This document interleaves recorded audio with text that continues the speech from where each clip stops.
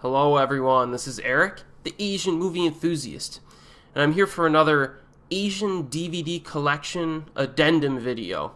So again, I have an equal distribution from the three countries that I usually cover, or three areas. You got 3 films from South Korea, 3 films from Japan, and 3 films from Hong Kong. Actually 5 films from Hong Kong, because one of these sets is a trilogy set.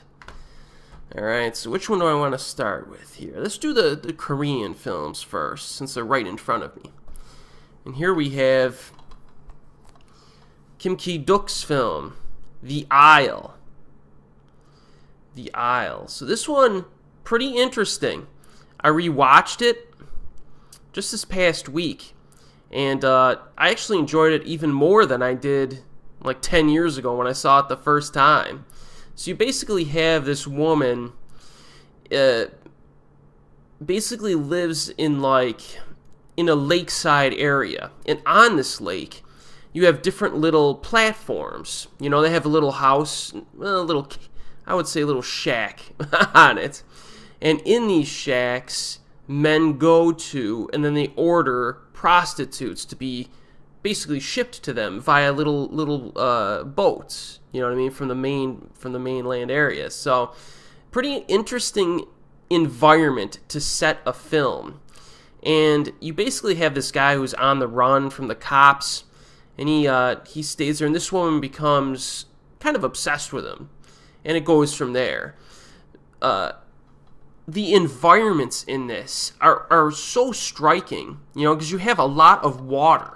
I mean, there's water everywhere except on these little platforms, and the entire film takes place in this like lake area. So you have some gorgeous shots throughout, a lot of atmosphere. Dialogue is kind of kept at a minimum, which is what you would expect from the director of 3 Iron, right?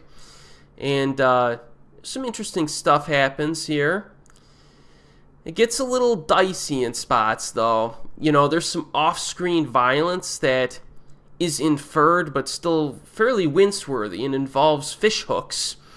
So yeah, it gets pretty intense in spots. But this is a very interesting film. Not much of a plot to it. It's very character interaction-driven. There's some symbolism, too, to this. So this is very, you know, it's on the artsy side, I guess you could call it, but this is definitely, you know, if you're going through Kim Ki-duk's filmography, this is one that you're going to have to watch. It's a good film, definitely. Very good. And, yeah, I definitely recommend this. DVD features. There's some features on this. Interviews with the director and actors, behind-the-scenes footage, a music video. I haven't seen that. So, yeah, it's pretty good release of a very good film. Next one is another Kim Ki-duk film that I also rewatched during the past week. Mobius. And this one I'm actually going to cover in my Asian horror playlist when we reach 2013 next year. I do classify this as a horror film. Actually, I classify it as an exploitation horror drama. This is one of the few films from Kim Ki-duk that I would say you could classify as an exploitation film, just because it's so filthy. This movie is filthy. It would be like the equivalent of Sion Sono's film Guilty of Romance. Like, it's that filthy. Although this gets more violent. So this is about, I almost don't feel like I should say what happens at the beginning of the movie, because it's so crazy. So a bad thing happens at the beginning of this movie involving a dysfunctional family. You have the wife, or mother, who's very unhinged. You have the father, and then you have the son. So, some bad stuff happens. The mother goes away. She disappears. And then the father and the son have to kind of deal with the repercussions of this event. And what you have is a very kind of sexually charged film that gets pretty violent. The same actress who plays the mother plays a different character. She's like a shop owner lady, and some stuff happens with her. Yeah, some of the themes of this movie are very kind of taboo. You know, you have a blending of violence and sex. And if you don't know what that means, I'm not going to tell you, because you're probably wondering how that's possible. But watch the movie and you'll understand. Very odd film. Some people might watch this and just think it's just garbage, which I don't know if I could argue that much against it, but I actually really like this movie just because it's so different. And it really engaged me. You know, it's kind of a hard sit. It gets pretty dark, and yeah, I liked it though. I like it. Definitely a bit different. Bonus features are interviews with the director and cast, including the actress. Post-screening Q&A from the some type of New York film festival, Asian film festival looks like. So yeah, if you want something that's kind of disturbing, again, lack of dialogue in this. Even less dialogue than The Isle. Like, I don't think the main characters say a word. I think the side characters might say some stuff throughout, but very little dialogue, which is really interesting. Yeah, Mobius. This is one people don't talk about much. Maybe a lot of people were kind of put off by it, but I think it's one of his best films of recent memory. And here's one that I did cover special features. And here's a Korean film that I just covered, The Villainess. I just posted my review last week. Got to see this with subtitles. Bought the DVD Blu-ray combo pack here.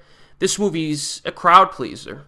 It is. I did a full-length review of this on my channel, so definitely check that out for spoiler-free details. This is one where you basically have an elite assassin woman who, over a series, she gets like wrapped up with a secret organization, of course, which puts her on jobs, and she's trying to find a normal life amidst all this violence, and bad stuff happens, and she goes on a killing spree. So, yes, Ok-vin Kim is great in this movie, and check out my full-length review if you want more details. There are a few flaws in this, I think, but for a crowd pleaser, a high-octane action crowd pleaser, this is cool. And what makes the action in this so special, it does use some first-person perspectives, especially during the first action scene.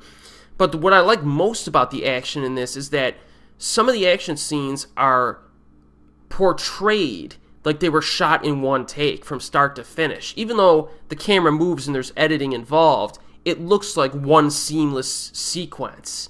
So I really like that. So this is a cool flick, man. I'm definitely going to watch this one in the future.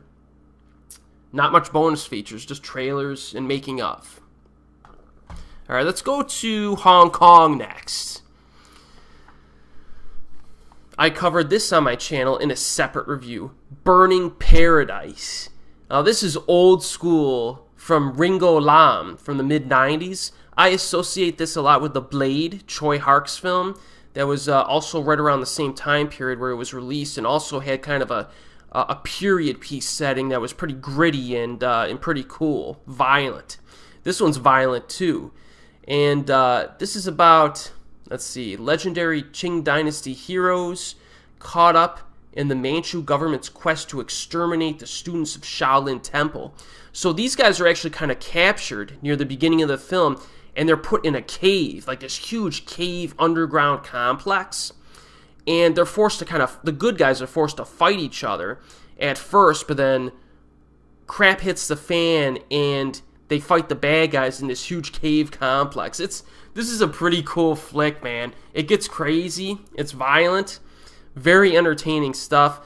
Like I always say, the double feature associated with this would be The Blade. Check out Burning Paradise and The Blade in a double feature one night. Your head will explode. This is cool. I liked it. Then we have one of the most popular trilogies in recent memory from the Asian region, the Ip Man trilogy. Yes. So all three of these films, I actually reviewed the third film. It was one of the first Hong Kong films that I reviewed on this YouTube channel, like almost 2 years ago now. And I got to see it in the theater. Ip Man 3, very solid. So this is about, a real-life historical figure, and it's kind of played up for drama. You got Donnie Yen. The first Ip Man film, very high quality. I think Donnie Yen's performance is probably the best of his career up to this point. Very good. The action, a lot of martial arts fighting in it, a lot of one-on-one duels in the first Ip Man film especially. And then there's a one versus many dojo fight, which is just awesome near the end of the film. Very good. Donnie's like in top form here. And yeah, so the first Ip Man film, you gotta watch it. The second one is a little bit more cartoonish. It's a little bit more cartoonish. You actually have a foreigner, a white guy who plays like the bad guy. I think his name was Twister or something. Totally cartoonish. It's like, this is like, Ip Man 2 is like just nationalistic pandering at its finest. And the plot is almost like a remake of one of the Rocky films, so it's just, the second Ip Man film is the weakest of the trilogy in terms of character development and storyline, but the action makes up for it. The fights, some of the fights are crazy, man. And even though the villain is cartoonish and totally wafer thin, he's the hardest villain that Ip Man had to fight in the first two films, so the fights are pretty solid. So Ip Man 2 is a little bit more of the brainless variety, but I love it. And then Ip Man 3, as I said in my full-length review, it's like a return to form in terms of the drama and character development back to the first film.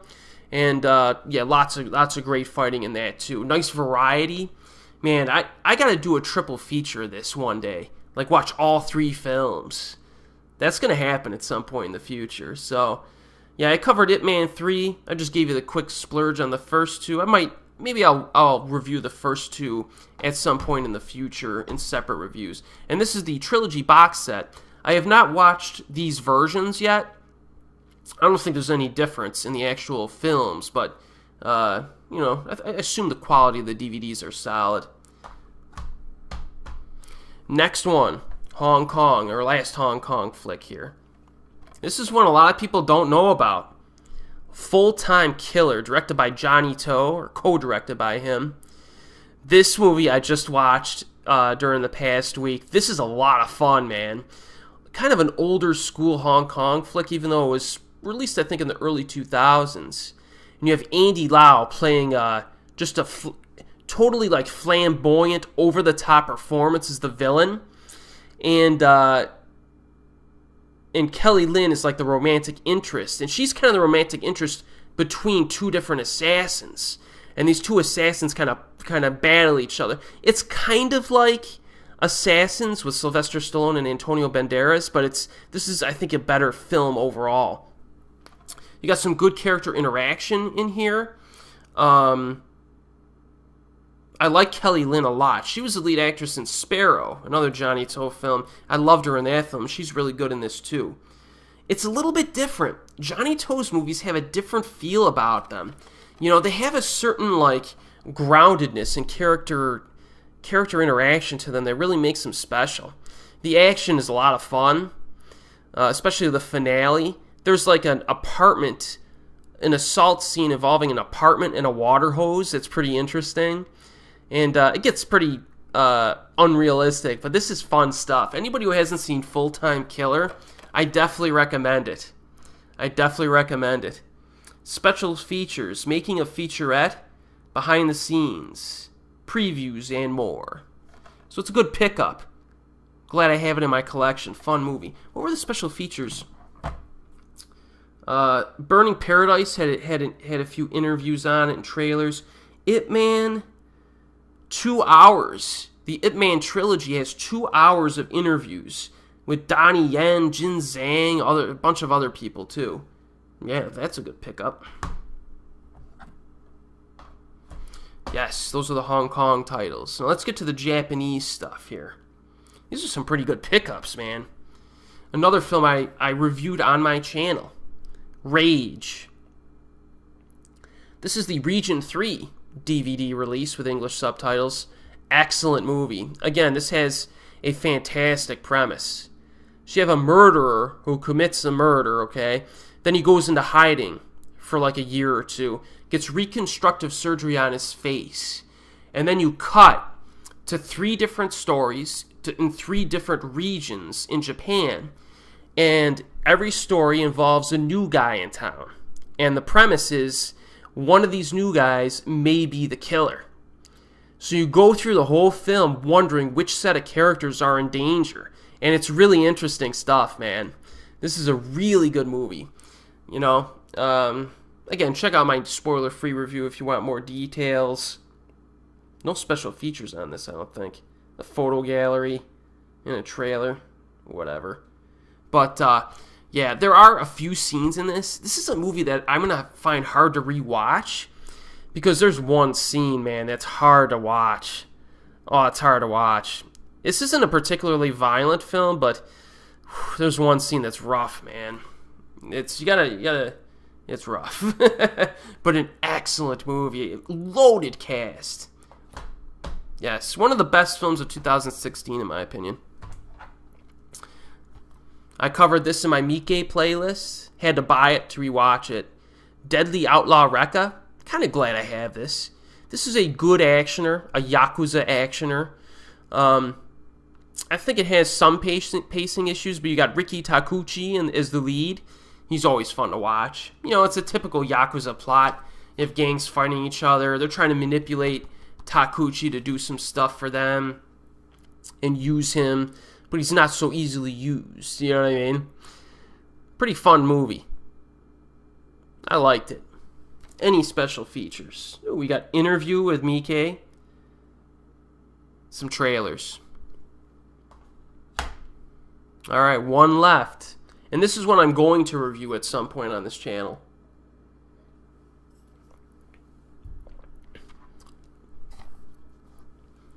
Bayside Shakedown, the original. I can't believe I even found this. I bought this like a month ago. Saw this movie like 10 years ago. But I still kind of remember it pretty well. Again, I covered this because I have Bayside Shakedown Part 3, I think, in my Legacy collection, which I covered earlier in this playlist. And I was going through all the Japanese movies, and I said that movie was pretty good, but the first one was the best. And again, the basic premise of this is that you have these cops, right? You have two different divisions within the police force. You have the division that handles the higher profile stuff, the political stuff. And they make themselves look better than they actually are. They're not really that competent. And then you have the other division, which is what these guys are, our main characters, and they solve the cases regarding people that no one really cares about, but they're very proficient and talented. And you have like the juxtaposition between the two different departments throughout the film, and it's almost like a commentary on, you know, the Japanese corporate aspect, you know, landscape and that type of thing. And I really enjoyed it. I'm going to have a lot of fun rewatching this one. I'll probably do a separate review of this because I'm pretty sure this deserves it. It's a very cool movie. No special features since this is the Region 3 release, I believe. Yeah. So, yeah, this is a cool flick. It's got some humor in it too. So, very fun. So that's my haul. I still got a bunch more to cover over the next month or two, too. So, yes. If any of those seemed interesting to you, check them out. They should all be available still, since I bought them fairly recently. And as always, I will see you next time.